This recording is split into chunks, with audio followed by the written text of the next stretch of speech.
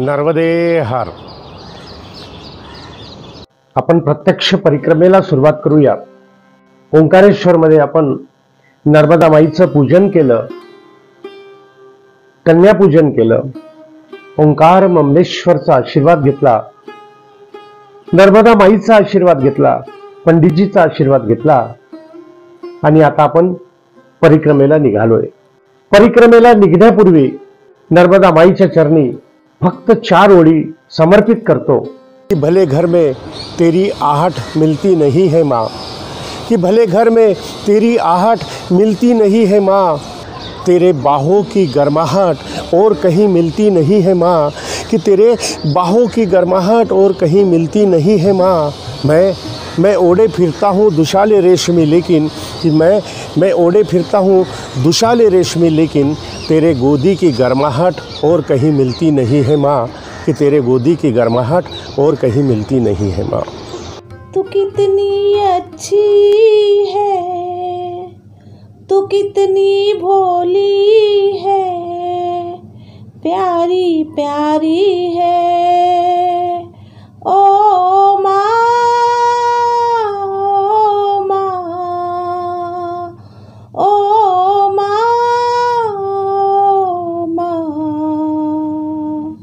कितनी सुंदर है, कितनी शीतल है, न्यारी न्यारी है ओ माँ, ओ माँ, ओ माँ, ओ माँ.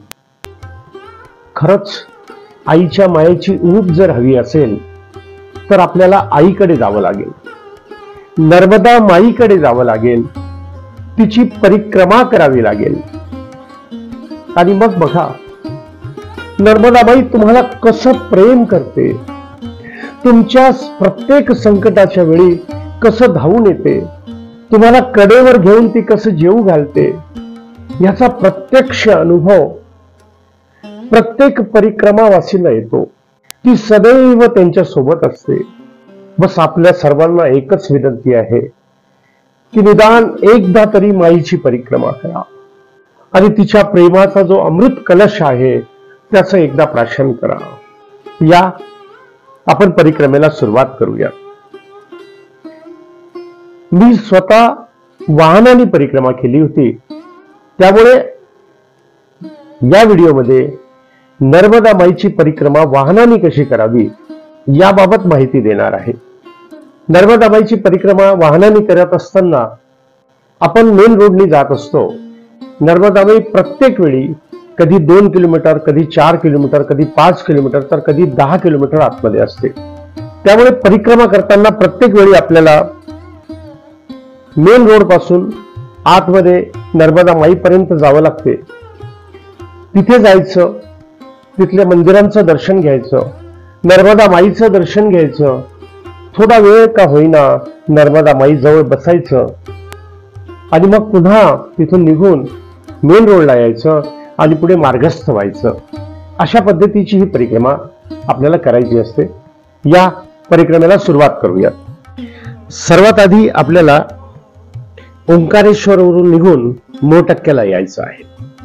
आता मी जशी जशी नावं सांगतो एक पेन आणि कागद घ्या आणि ती नावं लिहून घ्या, म्हणजे आपण परिक्रमा करताना आपल्याला ते फार सुविधाजनक होईल, सोयीचं होईल. कन्यापूजन झालं की आपण संकल्प घेऊन ओंकारेश्वरवरून निघतोय आणि मोरटक्क्याला येतोय. आता मोरटक्क्याला आल्यानंतर पोलीस चौकीच्या पुढे मोरटक्का स्टेशन आहे, तिथे एक चौरस्ता आहे. चौरस्ता म्हणण्यापेक्षा 3 रस्ते आहेत. तिथे एक टी आकारात तिथे तयार होतो. तर त्या ठिकाणी आपल्याला उजवीकडे वळायचं नाही आहे. मित्रांनो लक्षात घ्या की आपल्याला उजवीकडे वळायचं नाही आहे, कारण जर आपण उजवीकडे वळालो तर नर्मदा माई क्रॉस होईल आणि आपण सरळ बडवाला पोहोचू. त्यामुळे उजवीकडे न वळता तर आपल्याला डाव्या हाताला म्हणजे डावीकडे वळायचं आहे आणि तिथून आपण सरळ सनावतला पोहोचतोय. म्हणजे ओंकारेश्वरवरून मोरटक्का आणि मोरटक्क्यावरून सनावत. आता आपण सनावतला आलोय. आपण सनावत क्रॉस करतो. थोड्याच अंतरावर उजव्या हाताला पाटी दिसते जिथे टोकसर लिहिलेलं आहे. आपल्याला त्या टोकसरकडे जायचं आहे, उजव्या हाताला वळायचं आहे सनावत क्रॉस केल्यानंतर. आता हे टोकसर जे आहे ते नर्मदा परिक्रमेचं सगळ्यात पहिलं स्थान. टोकसरला गौतम ऋषीचा आश्रम आहे. गौतमेश्वर महादेव त्या ठिकाणी विराजित आहेत. गुप्त गोदावरीचा तिथे उगम आहे आणि या ठिकाणी स्वतः गौतम ऋषींनी तपश्चर्या केली होती. त्यामुळे हे स्थान खूप पवित्र आहे. या ठिकाणी एक विहीर आहे. त्या विहिरीमध्ये पायऱ्याच उतरून आपण त्या ठिकाणी उतरतो तर तिथे गुप्त गोदावरीचं दर्शन आणि तीर्थप्राशन आपल्याला तिथे मिळते. टोकसरला धर्मशाळा आहे, अन्नछत्र आहे, राहण्याची व्यवस्था आहे, सगळ्या सोयी तिथे आहेत. आपण इथून पुढे निघतोय रावेरखेडी करिता. रावेरखेडी हे अतिशय प्रसिद्ध असं ठिकाण आहे ज्या ठिकाणी प्रथम बाजीराव पेशवे यांची समाधी आहे. प्रथम बाजीराव पेशवे हे खूप शूरवीर होते आणि अटक पासून कटक पर्यंत त्यांनी मराठा साम्राज्याचा झेंडा फडकवला. प्रथम बाजीराव पेशव्याबद्दल असं म्हटलं जाते की ते एकही लढाई हरले नाही, एकही युद्ध ते हरले नाहीत आणि दिल्लीवर हिंदवी स्वराज्याचा झेंडा फडकवल्यानंतर, हिंदवी स्वराज्याची स्थापना केल्यानंतर जेव्हा ते वापस येत होते तेव्हा या रावेरखेडी या ठिकाणी त्यांचं अकाली निधन झालं. श्रीमंत प्रथम बाजीराव पेशवे यांची समाधी आहे. फार सुंदर स्थान आहे मित्रांनो, या ठिकाणी अवश्य जा. या ठिकाणी सुद्धा धर्मशाळा आहे, अन्नछत्र आहेत. रावेरखेडी या गावातली काही मंडळी, काही तरुण अन्नछत्र या ठिकाणी चालवतात. या ठिकाणी एक अतिशय जुनं हेमाडपंथी मंदिर सुद्धा आहे, त्याचं सुद्धा दर्शन आपण घ्यायचं आहे. रावेरखेडीवरून आपण पुढे परत निघतोय तर पुढे आपल्याला बकाव्याला जायचं आहे. पूर्ण जगामध्ये एक असं स्थान आहे की ज्या ठिकाणी नर्मदेश्वर शिवलिंग आहेत ते या बकाव्याला मिळतात. बकाव्याला जाण्यापूर्वी एक स्थान लागते गंगाखेडी. या ठिकाणी नर्मदामाई आणि गंगामाई या दोन्ही मिळून त्यांचे जे आराध्य दैवत आहे भगवान शिव त्यांची प्रदक्षिणा करतात. अशी एक कथा आहे की भगीरथ ऋषी तपश्चर्याला बसले, त्यांनी खूप कठोर तपश्चर्या केली, गंगामाईला प्रसन्न केलं आणि गंगामाईला त्यांनी सांगितलं की माझ्या पूर्वजांचा उद्धार करण्याकरता तुला माझ्यासोबत यावं लागेल. गंगामाई तयार झाली. तिने भगीरथ सोबत येण्यास होकार दिला, परंतु एक अट ठेवली. तिने सांगितलं की मी तुझ्यासोबत यायला तयार आहे, परंतु माझी एवढीच अट आहे की तू मागे फिरून बघायचं नाही. तू जर मागे फिरून बघितलंस मी परत फिरेन. ही अट गंगामाईने ठेवली आणि राजा भगीरथ सोबत गंगामाई निघाल्या. आता भगीरथ पुढे पुढे चाललेत, गंगामाई मागे मागे येत आहेत. बरं, चालताना सतत गंगामाईचा आवाज, प्रवाहाचा आवाज भगीरथांना येतोय. त्या आवाजाचा ते वेध घेतायत आणि पुढे पुढे चालतायत. एका ठिकाणी त्यांना तो आवाज ऐकू येत नव्हता. ते विचार करू लागले की असं कसं झालं. आतापर्यंत गंगामाईचा आवाज येत होता, आता गंगामाईचा आवाज येत नाहीये. गंगामाई मागे तर नाही फिरल्या, परत तर नाही फिरल्या. त्यांना काळजी वाटू लागली आणि त्यांनी मागे फिरून बघितलं तर गंगामाई नव्हत्या. त्यांना फार वाईट वाटलं. ते म्हणाले की मी इतकी कठोर तपश्चर्या केली आणि माझी अशी काय चूक झाली की तुम्ही परत फिरल्या. आणि शेवटी त्यांनी विचार केला की आता इतकी तपश्चर्या करूनही आपल्या पूर्वजांचा उद्धार होणं शक्य नाही. त्यामुळे आता आपल्याला एकच पर्याय उरला आहे की आता आपल्याला जीव द्यायचा आहे. राजा भगीरथ एका उंच टोकावर, एका पहाडावर, एका उंच पहाडावर चढले आणि तिथून उडी मारणार, जीव देण्याकरता ते पुढे सरसावले. तितक्यात नारद ऋषी प्रकट झालेत आणि नारद ऋषींनी त्यांना थांबवलं. त्यांना त्या आत्महत्येच्या विचारापासून परावृत्त केलं. ती आत्महत्या करण्यापूर्वी एकदा काय सत्य आहे ते तर जाणून घ्या. आणि मग त्यांनी भगीरथांना दाखवलं की काय सत्य आहे. प्रत्यक्षात असं झालं होतं की गंगामाई नर्मदा माईला भेटण्याकरता या गंगाखेडी या ठिकाणी आल्या. पूर्ण नर्मदा परिक्रमेमध्ये एक असं स्थान आहे की ज्या ठिकाणी नर्मदा माईला भेटण्याकरता गंगामाई स्वतः त्या ठिकाणी येतात. ते स्थान म्हणजे गंगाखेडी. आणि त्या ठिकाणी नर्मदा माई आणि गंगामाई या दोन्ही मिळून आपले जे आराध्य दैवत आहेत भगवान शिव आहेत त्यांची त्यात परिक्रमा करतात. तर आपण गंगाखेडीला गंगामाई आणि नर्मदा माई दोन्हीचं दर्शन घेतो आणि पुढे जातो बकाव्याला. आता आपण बकाव्याला आलोय. मी सांगितलं तुम्हाला की बकाव्याला सुंदर नर्मदेश्वर शिवलिंग आहे. या ठिकाणी रेवा अन्नछत्र सेवा समिती नावाने एक अतिशय सुंदर अशी धर्मशाळा आहे, आश्रम आहे. बकावा या गावातले काही मित्रमंडळी मिळून ही धर्मशाळा चालवतात. त्यामध्ये प्रामुख्याने डॉक्टर पटेल आणि त्यांचे सहकारी नर्मदा परिक्रमावासियांची कायम सेवा करीत असतात. त्याच प्रकारे या ठिकाणी एक आजीबाई आहेत, त्या सुद्धा परिक्रमावासियांची सेवा करतात. अतिशय सुंदर स्थान आहे आणि या ठिकाणी आपण गेलो तर खरोखर भारावल्यासारखे होऊन जातो. पुन्हा आपण तिथून पुढे तेली बट्यान करता निघतो आणि तेली बट्यानला जाण्याकरता बकाव्यावरून मुख्य सडकवर यायचं, मुख्य रोडला यायचं आणि पुन्हा तिथून तेली बट्यानला जायचं. तेली बट्यान या ठिकाणी संत शिरोमणी श्री सियाराम बाबा वास्तव्यास आहेत. त्यांनी 12 वर्षापर्यंत खडेश्वर तप केलेलं आहे. म्हणजे या 12 वर्षाच्या काळात ते एका सेकंदाकरता सुद्धा खाली बसले नाहीत आणि मौन व्रत धारण केलं 12 वर्षापर्यंत. जेव्हा त्यांनी 12 वर्षानंतर मौन तोडलं तेव्हा त्यांच्या तोंडातून पहिला निघालेला शब्द म्हणजे जय सियाराम. आणि म्हणूनच त्यांना सियाराम बाबा या नावाने ओळखतात. सियाराम बाबांच्या या मठामध्ये कायम रामनामाची धून सुरू असते. प्रत्येक परिक्रमावासियांना ते बालभोग देतात.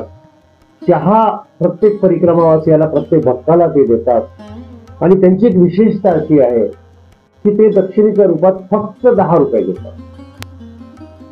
तुम्ही 500ची नोट जरी दिली तरी ते 490 रुपये तुम्हाला परत करतात. अतिशय तेजस्वी असं त्यांचं व्यक्तिमत्व आहे. त्यांचं दर्शन अवश्य घ्या. या ठिकाणी सुद्धा धर्मशाळा आहे, अन्नछत्र आहे. या ठिकाणी सुद्धा तुम्हाला विश्राम करता येईल. पुन्हा आपण तिथून पुढे मार्गस्थ होतो आणि कसरावतला जाण्याकरता निघतो. आपण जेव्हा नर्मदा माईची परिक्रमा करतो तेव्हा प्रत्येक वेळी मेन रोड पासून आपल्याला 4 किलोमीटर, 5 किलोमीटर, 6 किलोमीटर असं आतमध्ये जावं लागते. त्या ठिकाणी जायचं, तिथे मंदिराचं दर्शन घ्यायचं, पुन्हा मेन सडकवर यायचं, मेन रोडला यायचं आणि पुढे पुन्हा मार्गस्थ व्हायचं. अशा पद्धतीने ही परिक्रमा करावी लागत असते. तर कसरावतला आल्यानंतर कसरावत पासून एक 5 किलोमीटर अंतरावर आतमध्ये उजवीकडे शालिवाहन नावाचं एक सुंदर स्थान आहे.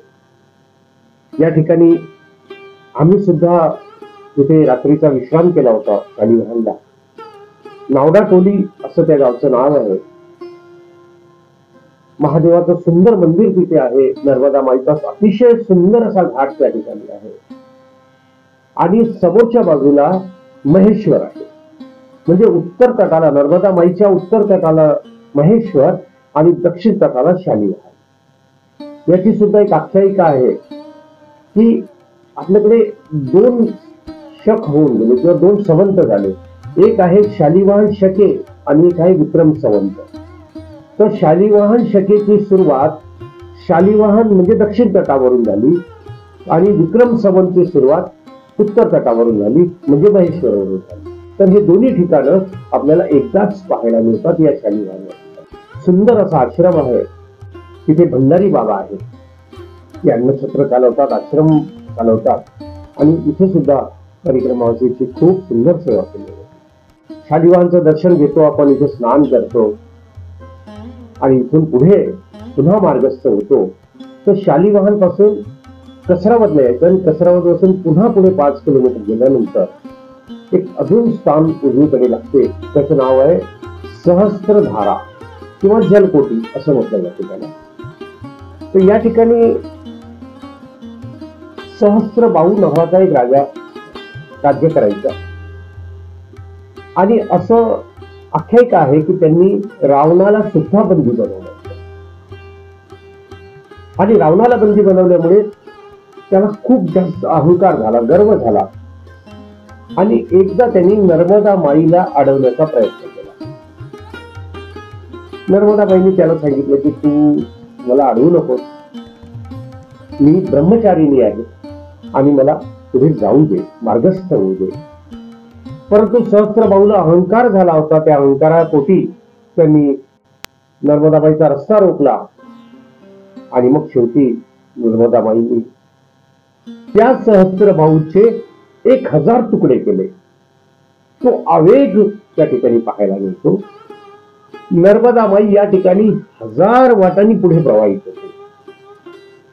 अतिशय सुंदर असं स्थान आहे, त्याचं सुद्धा आपल्याला दर्शन घ्यायचं आहे. नर्मदा माईचं या ठिकाणी सुंदर रूप तिथे बघायचं आहे आणि पुढे पुन्हा मार्गस्थ व्हायचं आहे टिकरी करता. आता आपल्याला टिकरीला जायचं आहे. टिकरी हे जे गाव आहे ते मुंबई आग्रा नॅशनल हायवेवर आहे.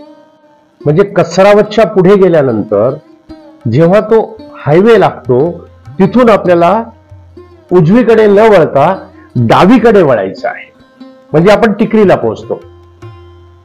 टिकरी लागल्यानंतर टिकरीला जो फ्लायओव्हर आहे तो आपल्याला चढायचा नाहीये. त्या फ्लायओव्हरच्या खालून आपल्याला बडवानीचा रस्ता धरायचा आहे. आपण बडवानीच्या रस्त्याने पुढे जातोय. पुढे जाताना थोडं अंतर अजून गेल्यानंतर सगळ्यात पहिलं स्थान लागेल कठोरा. त्या कठोऱ्याला 11 लिंगी शिव मंदिर आहे. अतिशय सुंदर स्थान आहे. आणि त्याच्यानंतर पुढचं स्थान येते लोहारा. आणि एका ठिकाणी आम्हाला मेकलसुता आश्रम लागला. त्या ठिकाणी आम्हाला एक संत भेटले. त्यांनी आम्हाला नर्मदा परिक्रमेविषयी बरीचशी माहिती दिली आणि त्यांनी आम्हाला लोहारा या स्थानाबद्दल माहिती दिली. आम्ही परत फिरलो, लोहाऱ्याला आलो. त्या ठिकाणी कपिलेश्वर महादेवाचं सुंदर मंदिर आहे. कपिला गायची तिथे समाधी आहे. कपिलेश्वर महादेवाचं सुंदर मंदिर आहे. आणि या ठिकाणी अजून एक आश्रम आहे. त्या आश्रमामध्ये बडीबाई तिथे राहायच्या. आता बडीबाईचा स्वर्गवास झालाय, परंतु छोटीबाई तिथे आहे. नर्मदा माईचं सुंदर दर्शन त्या ठिकाणी होते. अतिशय सुंदर स्थान आहे. तिथून पुन्हा लोहाऱ्यावरून निघायचं आहे, मेन रोडला यायचं आहे. जो टिकरी बडवानी रस्ता आहे तो पुन्हा आपल्याला धरायचा आहे आणि टुवर्ड्स बडवानी आपल्याला पुढे चालायचं आहे. बडवानी हे मोठं शहर आहे. त्या ठिकाणी सगळ्या वस्तू आपल्याला मिळतील. बडवानीवरून पुढे मार्गस्थ होण्यापूर्वी आपल्याला राजघाटला जायचं आहे. बडवानीवरून राजघाट 5 किलोमीटर अंतरावर आहे. राजघाटला रोहिणी तीर्थ सुद्धा म्हटलं जाते. दत्त महाराजांचं सुंदर मंदिर तिथे आहे. परंतु राजघाटचा सगळा परिसर जो आहे तो सरदार सरोवर प्रकल्पाच्या डुब क्षेत्रामध्ये गेला आहे. त्यामुळे जर पाणी जर तिथे असेल तर आपल्याला दर्शन नाही घेता येणार. परंतु जर पाणी जर ओसरलं तर आपण तिथे दर्शन घेऊ शकतो. राजघाटला मैयाचं दर्शन घ्यायचं, दत्त महाराजांचं दर्शन घ्यायचं आणि परत बडवानीला यायचं. आता बडवानीवरून पुढे आपल्याला बावनगजाला जायचं आहे. बडवानी सोडलं की घाट रस्ता लागतो आणि रस्त्यामध्ये बावनगजा हे जैन लोकांचं एक तीर्थस्थान आहे. त्या ठिकाणी 52 फुटाची जैन तीर्थंकराची मूर्ती आहे. या ठिकाणी सुद्धा अन्नछत्र आहे, राहण्याची व्यवस्था आहे. 52 गजावरून पुढे आपण निघतो आणि जसं आपण घाट उतरतो तसं आपल्याला पाटी नावाचं गाव लागतं. बडवानी सोडलं की शूलपाणीचा जंगलाचा जो एरिया आहे तो सुरू होतो. बडवानी ते पाटी बोकराटा हा सगळा मार्ग जो आहे तो जंगलातून जातो. डांबरी सडक आहे, रोड चांगला आहे. आणि मी वारंवार सांगत असतो की नर्मदा परिक्रमा करताना मी जेव्हा गेलो होतो तेव्हा मी बघितलं की रोड खरोखर सगळीकडे खूप चांगले रोड आहे. आपण घाट उतरतो आणि पाटीला पोहोचतो. या पाटी या ठिकाणी आम्हाला नर्मदाबाईचा प्रसाद मिळाला. सकाळपासून आम्हाला खायला काहीच मिळालं नाही, जेवायला काही मिळालं नाही. आणि मग आम्ही पाटी या ठिकाणी आलो आणि तिथे नर्मदाबाईच्या कृपेने आम्हाला पाटी येथील एकत्रित सेवा समितीतर्फे तिथे जे धर्मशाळा आहे त्या धर्मशाळेमध्ये आम्हाला त्यांनी जेवणाची व्यवस्था करून दिली. अतिशय सुंदर स्थान आहे. या ठिकाणी सोनी जी आहेत ते नर्मदा परिक्रमावासींची खूप सेवा करतात. मग आपण पाटीवरून पुढे पुन्हा मार्गस्थ होतो. आम्ही जेव्हा पाटीवरून निघालो तेव्हा सोनीजीने आम्हाला सांगितलं होतं की आजच्या दिवस इथे विश्राम करा आणि उद्या सकाळी जा. परंतु आपला हट्ट असतो, आपण पुढे निघतो. आणि नेमकं बोकराटाच्या पुढे गेल्यानंतर जंगलामध्ये आमची गाडी अडकली आणि अतिशय कठीण प्रसंग होता. आणि त्या कठीण प्रसंगातून नर्मदा माईने आम्हाला वाचवलं. कारण संध्याकाळी 6:30-7 वाजले आणि जंगलामध्ये गाडी अडकली. मागे पुढे चिटपाखरू नाही, सगळीकडे घनदाट जंगल. आणि अशा कठीण प्रसंगामध्ये नर्मदाबाई कोणत्या ना कोणत्या रूपात येऊन साक्षात दर्शन देते आणि आपल्याला त्या कठीण प्रसंगातून वाचवते. हा माझा प्रत्यक्ष अनुभव आहे. कुठलाही कठीण प्रसंग आला तर अतिशय सोपा उपाय परिक्रमेमध्ये आहे की आपण फक्त नर्मदा माईचा जाप करायचा, तिचं ध्यान करायचं. नर्मदेहर नर्मदेहरचा जर आपण उद्घोष केला, जयघोष केला तर 100% माई आपल्याला प्रत्येक प्रसंगातून वाचवते. आता आपण पुढे निघायचं आहे. आपण पाटीवरून बोकराट्याला येतो. बोकराटा जे आहे ते शूलपाणीचं जे जंगल आहे त्याच्या एकदम मध्यामध्ये आहे. तिथे बरेचसे आपले आदिवासी बंधू आणि भगिनी राहतात. की आपण जेव्हा परिक्रमेला जातो तेव्हा माझी एक कळकळीची विनंती आहे. आपण जाताना आपल्यासोबत काही साड्या, लहान मुलांचे काही कपडे, वाहनांचे काही जोड, लहान मुलाकरता काही खेळणी, त्यांच्या शिक्षणाकरता लागणारी काही पुस्तकं, वह्या, पेन, पेन्सिल हे सगळे साहित्य सोबत घ्या. कारण आपण परिक्रमा करताना बरेचसे स्थान असे लागतात, बरेचसे ठिकाणं असे लागतात की ज्या ठिकाणी खरोखर काही करायची गरज आहे आणि अशा ठिकाणी आपल्याला ते सगळं साहित्य देता येईल. याच्याशिवाय माझं अजून एक निवेदन आहे, अजून एक विनंती आहे तुम्हाला की आपल्या वर्षभरामध्ये आपल्या इथे फळं येतात, काही आंबे येतात, जांभळं येतात, वेगवेगळ्या विविध प्रकारची फळं येतात. तर त्या फळाचे जे बी आहेत, आंब्याच्या कोयी असतात, जांभळाच्या बिया असतात, सीताफळाच्या बिया आहेत, तर या फेकू नका, या सांभाळून ठेवा. आणि जेव्हा तुम्ही परिक्रमेला जाल तेव्हा त्या सोबत घ्या. आणि परिक्रमा करताना रस्त्याने जाताना रस्त्यामध्ये ते टाकत जा. नर्मदाबाई जवळ जेव्हा तुम्ही जाल तेव्हा त्या ठिकाणी निदान माईच्या पात्राच्या तिथे जवळपास कुठेतरी ते बिया तिथे पेरा. मला माहीत आहे की त्याचा लाभ आम्हाला नाही मिळणार, परंतु 2, 4, 5 वर्षानंतर जेव्हा दुसरा परिक्रमावासी तिथे जाईल, जेव्हा अन्य परिक्रमावासी तिथे जातील तेव्हा 100% त्यांना त्याचा लाभ मिळेल. मित्रांनो, माझी कळकळीची विनंती आहे की एवढं करा आणि खरोखर माईच्या परिक्रमेचा आनंद घ्या. चला आपण पुढे निघूया. बोकराट्याला जेव्हा आम्ही जात होतो तेव्हा काही असा एक वेगळा अनुभव आम्हाला आला. आमच्याकडे काही कपडे होते आणि तिथे काही लहान मुलं होती, काही स्त्रिया पाणी भरत होत्या. स्त्री आपल्या लहान मुलासोबत होती आणि ती पाणी भरत होती. आमची गाडी जशी थांबली, तिने आपल्या मुलाला त्या उंचवट्यावर पटकन ठेवलं, स्वतः त्या उंचवट्यावर चढली आणि मुलाला कडेवर घेऊन धावत सुटली. डोळ्यात अश्रू आले. माणसाला माणसं घाबरतात हे पहिल्यांदा बघितलं. वाईट वाटलं. मग आम्ही तिथे थांबलो, पुन्हा आवाज दिला.